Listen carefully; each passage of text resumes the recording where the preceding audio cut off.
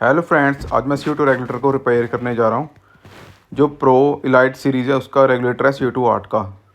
मेरे से गलती से जो नट है उसमें बीच में टूट गया था, तो उसको मैं चेंज करूँगा पूरे जो पार्ट को। जो मैं CO2 8 की वेबसाइट से मैंने ऑर्डर किया था, उनकी सर्विस बहुत अच्छी है।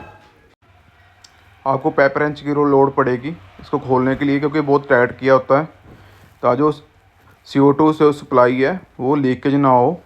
तो पहले तो इसको मैं काफ़ी मेहनत लगानी पड़ी मुझे खोलने के लिए। खोलने के बाद आपको ध्यान रखना है कोई डस्ट ना पड़े। अपने क्लोज रूम में ही करना है ये सब कुछ, तो जो डस्ट है वो पार्टिकल है जो इसके बीच में ना जाए पाइप के, नहीं तो आपको मुश्किल होगी CO2 सप्लाई करने में। और ये मैंने जो ऑर्डर किया था उनसे वेबसाइट से उनको मेल करके ये मंगा लिया था मैंने। और मैं इसको खोल दूंगा क्योंकि ये पार्ट मुझे नहीं चाहिए नट वाला, तो बाकी मैं इसको खोल के फिर इसको फिक्स करूँगा।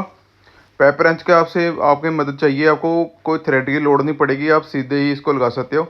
ध्यान रखना अच्छी तरह से आप इसको लगा टाइट कर दो पेपर रेंच से, हाथ से लगा के पहले, फिर पेपर रेंच से टाइट कर दें तो कोई लीकेज ना हो। अब ये रेगुलेटर तैयार है सिलेंडर के साथ अटैच करने के लिए। अब मैं सिलेंडर को रखूँगा और इसके नट को अच्छी तरह से टाइट कर दूँगा पेपर रेंच से, ताकि जो वो सप्लाई है जो किसी बिना बिना रुकावट के लीकेज के चले जाए। प्रो इलाइट्स जो सीरीज़ है रेगुलेटर CO2 8 की, उसमें आप एक रेगुलेटर से कई मल्टीपल टैंक को सप्लाई कर सकते हैं नॉन स्टॉप। आपको सिर्फ एक रेगुलेटर चाहिए।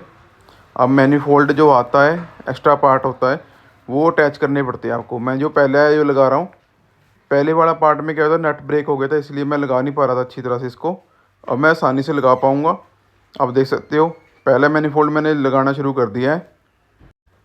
इस मैनीफोल्ड के ऊपर ही बबल काउंटर लगाता है जिससे CO2 सप्लाई होगी। और मैं इसको कस दिया मैंने अच्छी तरह से ताकि जो लीकेज ना हो।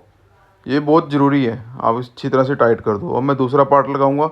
देखो सेकंड मैनीफोल्ड लगा दिया मैंने जो दूसरे टैंक के लिए। मैं एक एक रेगुलेटर से दो टैंकों को सप्लाई कर रहा हूँ CO2। अब इसके बाद हमने ना इसकी टेस्टिंग भी करनी है। अब मैं CO2 खोल दिया मैंने, आप देख सकते हो वाटर से या सोपी वाटर से आप इसको लीकेज को चेक करो। अब इसके बाद टेस्टिंग के बाद ये रेगुलेटर तैयार हो जाएगा टैंक में नॉन स्टॉप सप्लाई करने के लिए। हाईटेक टैंक के लिए आपको CO2 प्रेशराइज बहुत ज़रूरी है। Thank you for watching.